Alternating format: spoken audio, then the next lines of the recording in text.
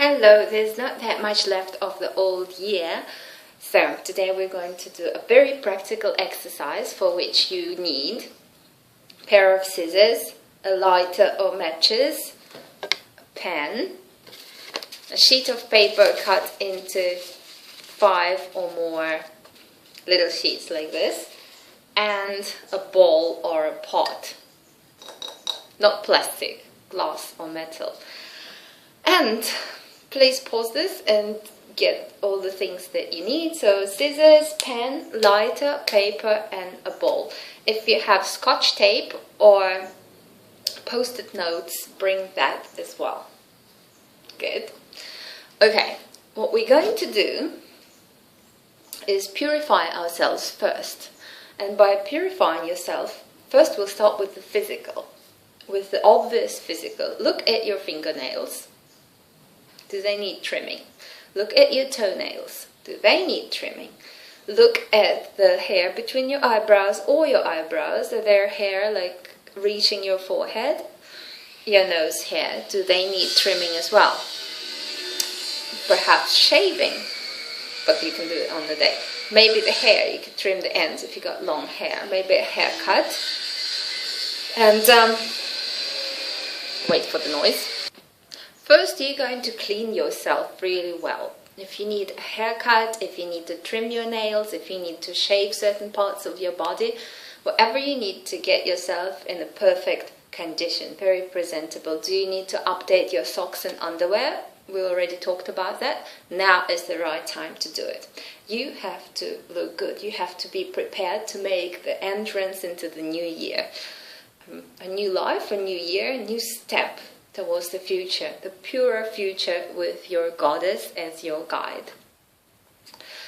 Now, New Year is a celebration, and the idea of celebrating something for most people is getting really drunk and staying up all night and the next day feeling like half alive, and that is really not a good way to start a new year. Make it different. Make this new year 2014, and or for us it's 2557.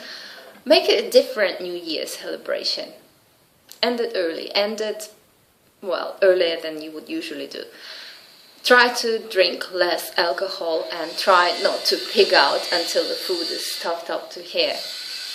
And just take it easy. You don't have to be antisocial or not meet your friends for the party, but just cut down on the alcohol and things that you would not really benefit from.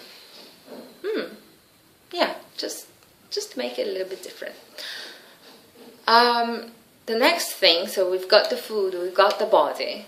Now it is your mind. We have to let go of some things, leave them in the old year and accept the new things. But what are they going to be? I don't know.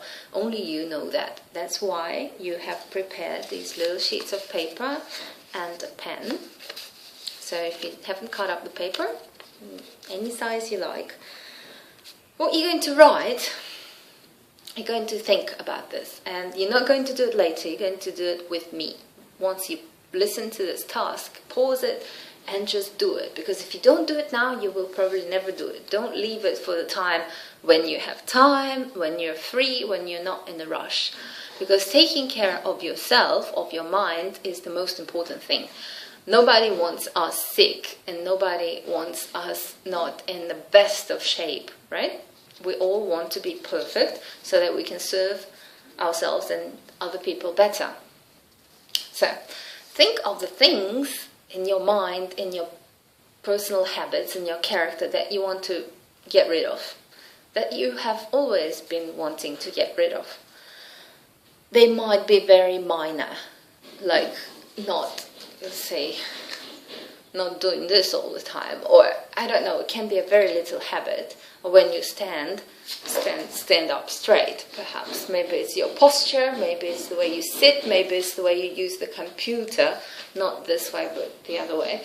It has to be something that you have to let go of so you can take in the new things. Write as many as you can. For example, let me introduce mine to you. Well, I think my biggest enemy is not knowing the word enough, and especially with food. I'd say only with food. I really don't know when it's enough. If there is a big mountain of food that I like, I will try to finish it off. And no matter how full I feel, I will still eat and eat and eat until there is nothing left on the plate. And that is not a good habit. So I do limit my portions, but sometimes in Thai restaurants, you do get like a pile of food, and you get to about 50% and your body says, I think that's enough. And you say, no, there's still food left. It's going to go in the rubbish. Just finish it off. And you go overboard. That's when you're overloading your system and really not doing yourself any good, no matter how good the food is. And I've been taught as a child to eat all the food up without leaving anything on the plate. And that's a good habit if you think about not wasting food, but it's not a good habit if you are going over your limit. You should always take less than you think you might want, and then always have a chance to get more. And if it's enough, then you don't have to get any more. Well, anyway, this is my enemy. This is what I'm going to burn in a plate outside so that there is no smoke inside. This is what I'm going to burn and let go of and make room for the good stuff.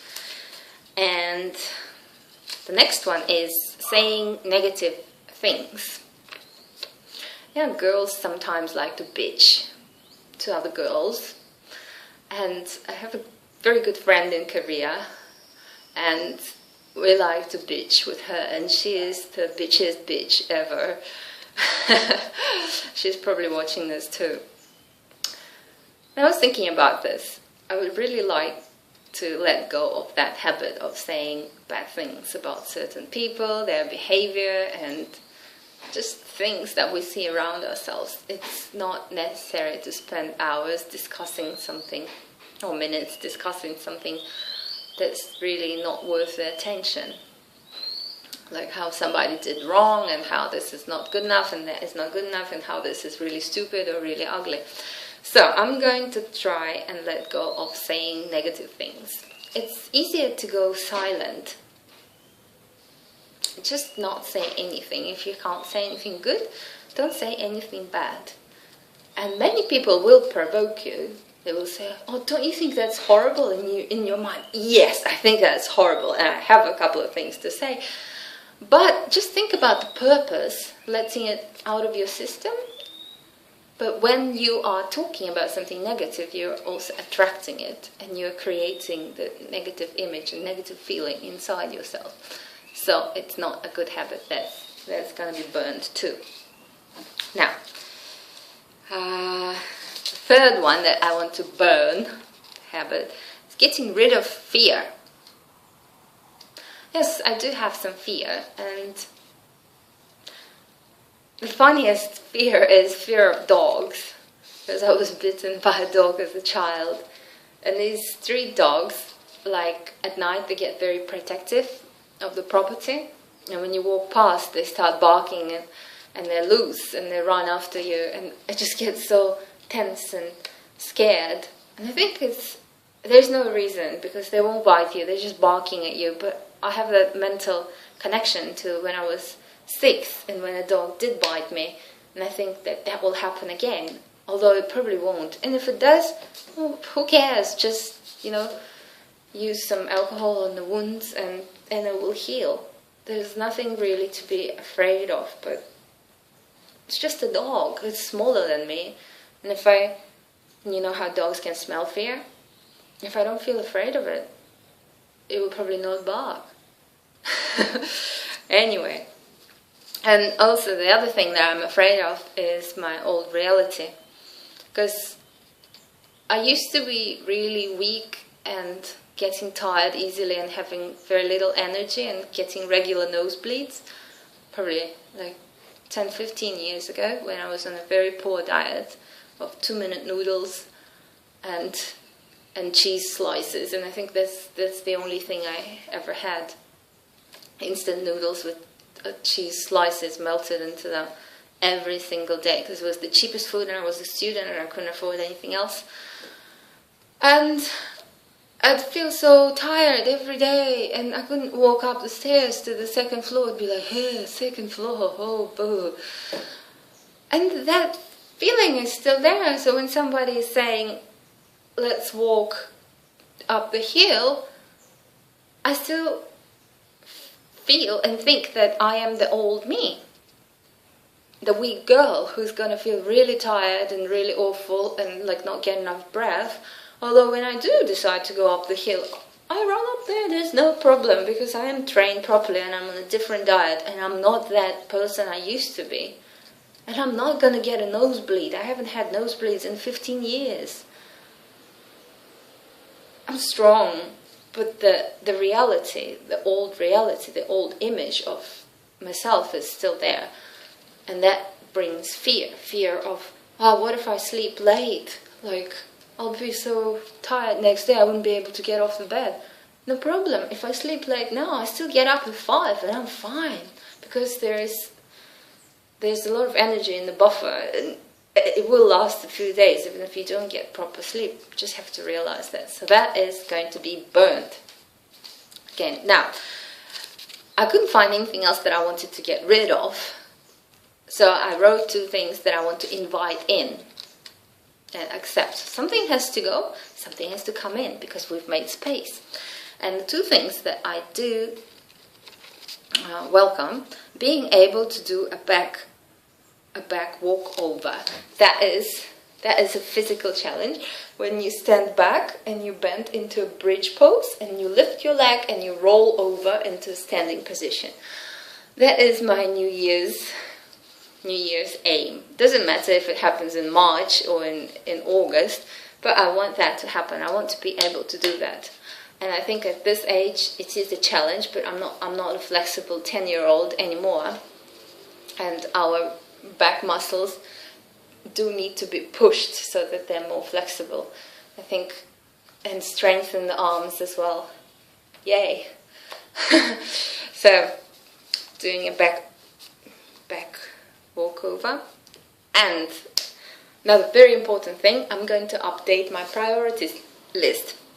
So when you write 20 things that are important to you and then you choose the top 3 priorities in life, or top 5, you write them out on a post-it note and stick them to the wall.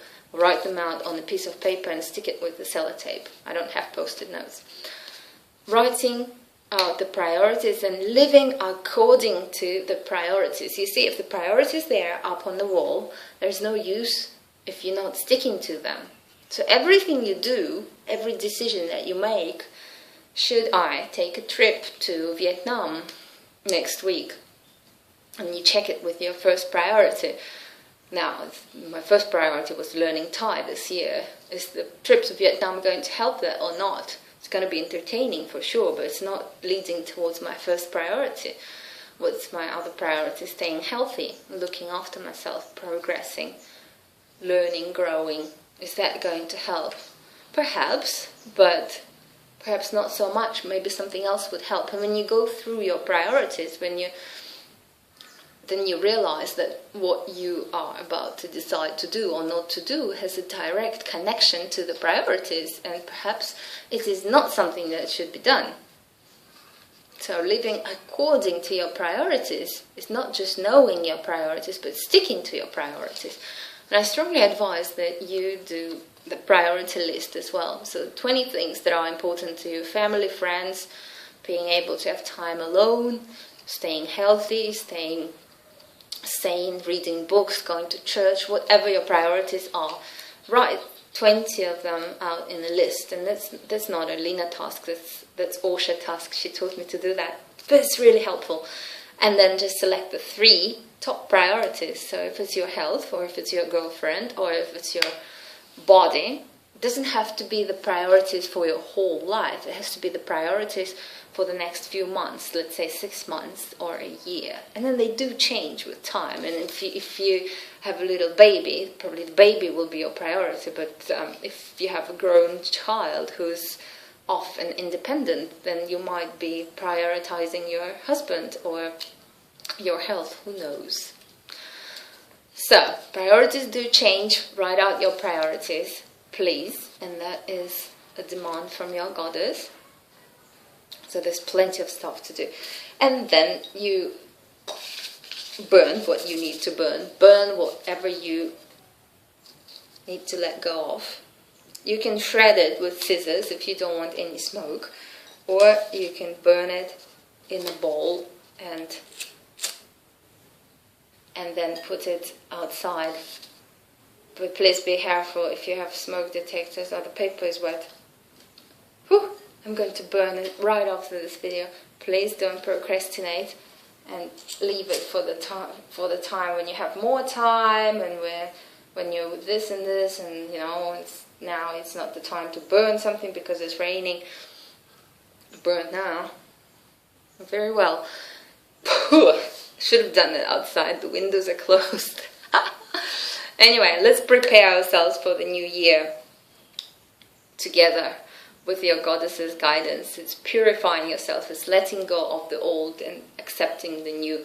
This could be done on any day of any month, but since this new year thing is so symbolic to most people, why not do it today or tomorrow, whenever you watch this? And if you watch this in January, do it in January. It doesn't matter when you do it, as long as you do it.